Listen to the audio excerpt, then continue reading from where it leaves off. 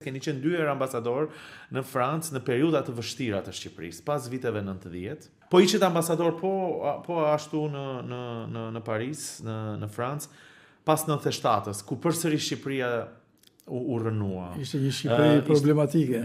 Në fakt, pjesa e dytë, sepse vitet 91-93 ishte një kohë shumë e vështirë. Imagjinoni Shqipërinë që kishte një problematike ekonomike të jashtëzakonshme, ishte një Shqipëri e rënuar, e kaosit, e shkatrimit të uzinave, fabrikave e tjera, kështu që Shqipëria ishte shumë nevojtare në atë kohë dhe zëri i Shqipërisë nuk ndihesh.